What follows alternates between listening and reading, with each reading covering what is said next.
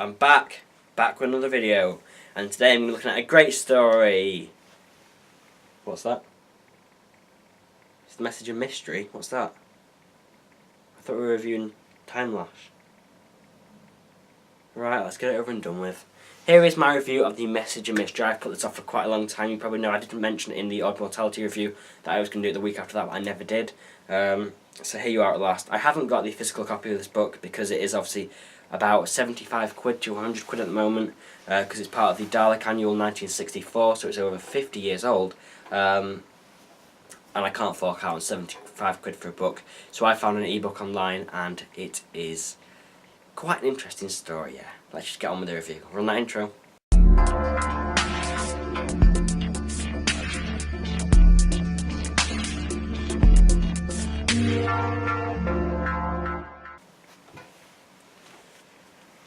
Right, so for this review I'm going to be looking down at my notes quite a lot because I have got a lot to say for this one.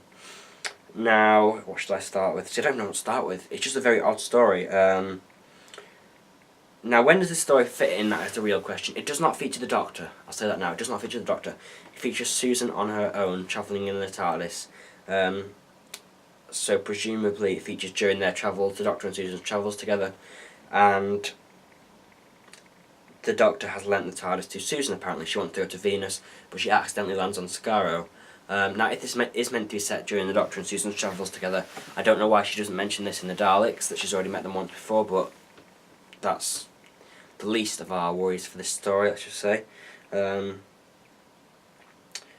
I just like to assume that the Doctor is resting in the TARDIS while this story happens, and in case of for the Daleks thing, I just assume that Susan's forgotten about this encounter.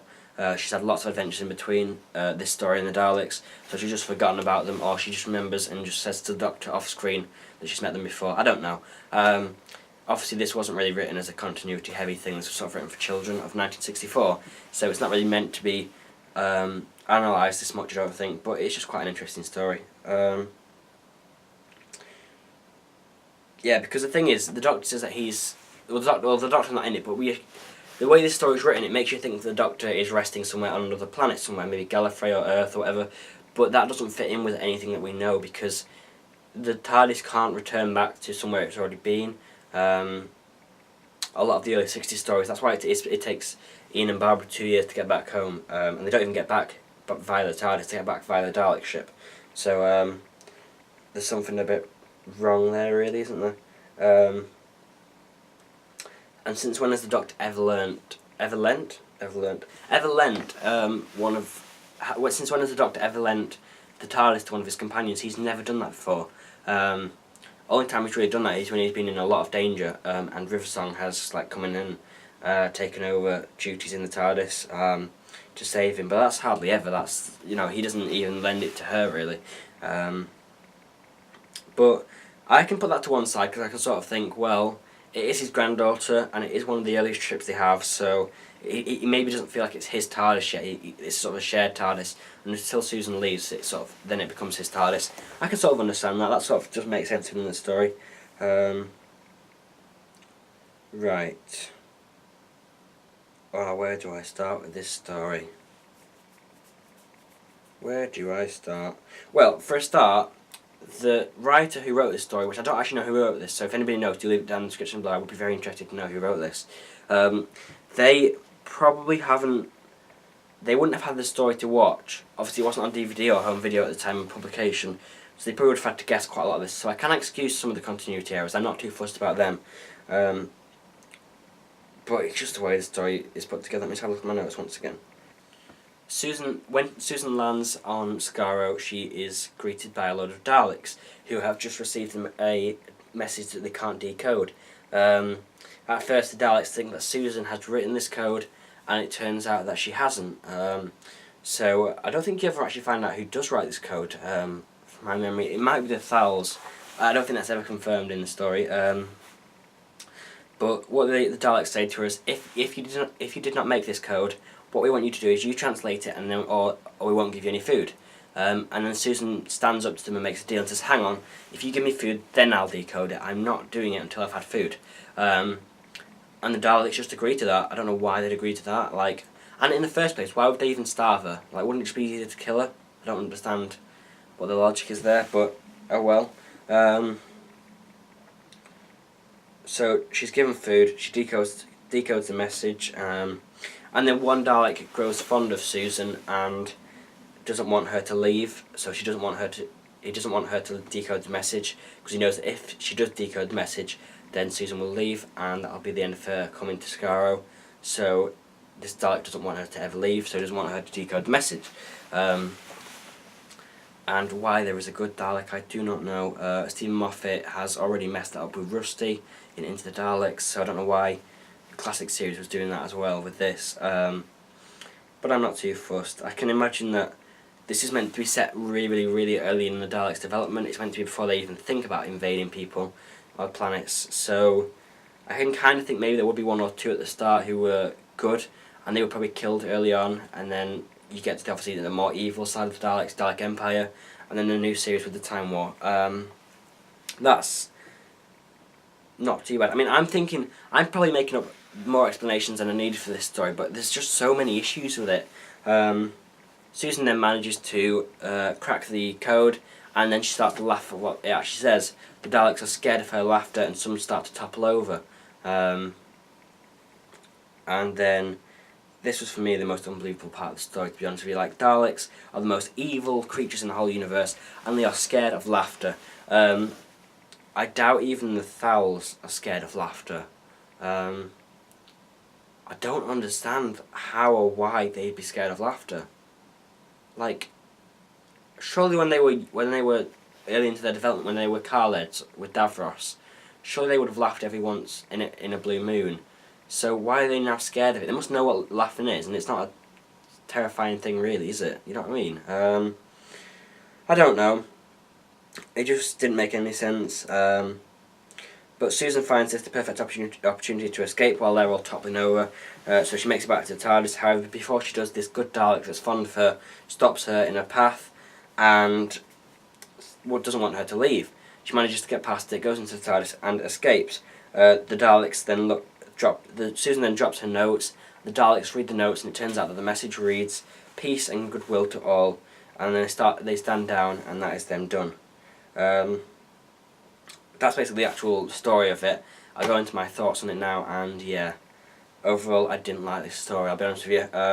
It has some good elements, such as it feels like something that would have been produced in the 1960s, and the way the story's put together is really, I guess inventive is the word, because basically you get nice little pictures of the Daleks, the TV story of the Daleks, and then the actual story underneath, like a sort of comic strip, using only pictures from that story, the TV story of the Daleks.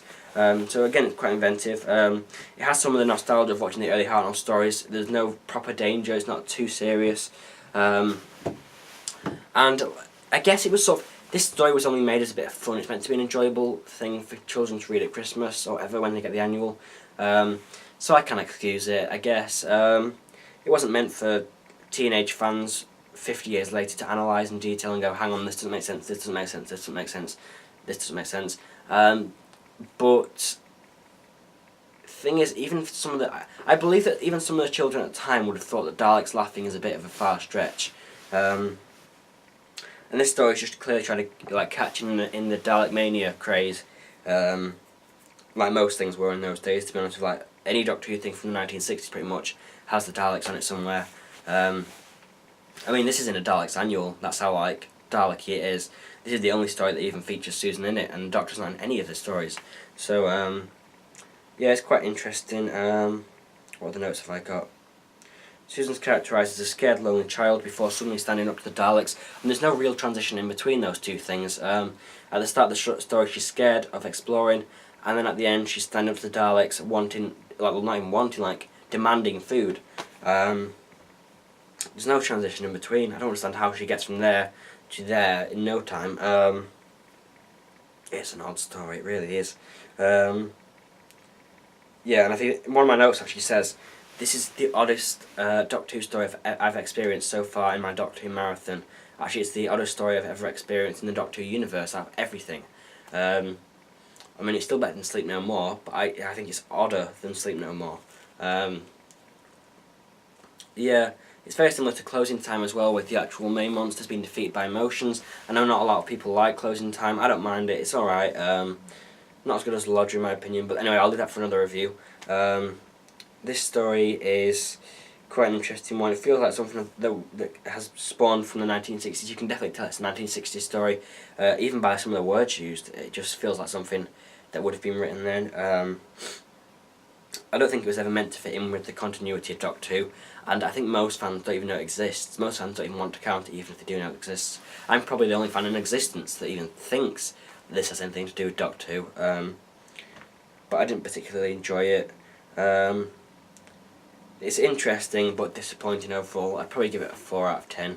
I know it's a bit harsh. It's probably the harshest score I've ever given for a Doctor Who thing, apart from Sleep No More, which I won't get onto at this moment in time. So yeah, I'm not a massive fan. I don't know what else there is to say, to be honest. It's an odd story. I think it's about 10 pages long. It's not that long, that story. I might have said earlier in this story, I don't know. But I don't know what else there is to say. It's just an odd story. Like, Daleks laughing, Susan not mentioning the Daleks when she meets them in the Daleks. Like, she doesn't mention this past encounter. Susan, the Doctor landing Susan the TARDIS. So many things. Like, I just don't understand any of it. Like, why are the Daleks scared of laughter? That's never happened before.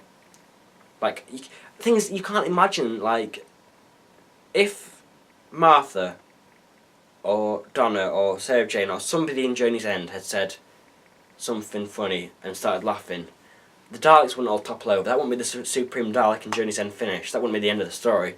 So I just can't really... I don't think it's a good resolution, if I'm being honest with you. I don't know, like I said, I'm probably thinking too much into this, but... oh well. It was an enjoyable read, even though it was just a bit disappointing. If you don't think about the actual continuity of the show as a whole, it is actually a really, really enjoyable story. I actually did enjoy this story. It's just, obviously, points are let down by the resolution and the fact that it doesn't fit in with Doctor Who continuity at all. But yeah, that's all I can say really. Join me next time when I'm going to be reviewing something else. I don't know. It might be this. A Storm of Angels. I might have already reviewed that actually. I don't know. I'm filming a lot of videos in advance, so I don't know where I'm up to with these reviews. So it'll either be this, or it could be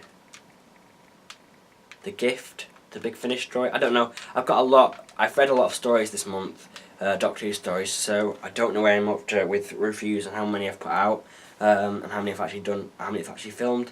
But there'll be a review here next week anyway. I don't know what it'll be. It might be this, it might be something else. We'll see where it goes anyway.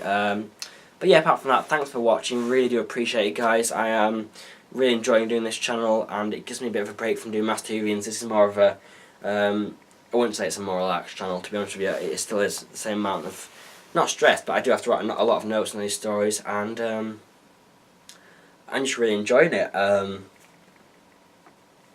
don't know what else there is to say, to be honest. Please do like, comment, subscribe. I appreciate every single one of you who subscribes. Honestly, I do. I will try and sub back as well if any of you guys want that. Yeah, Facebook and Twitter links will be down in the description below. Thanks for watching. Please remember to like, comment, subscribe like I just said. Bye for now.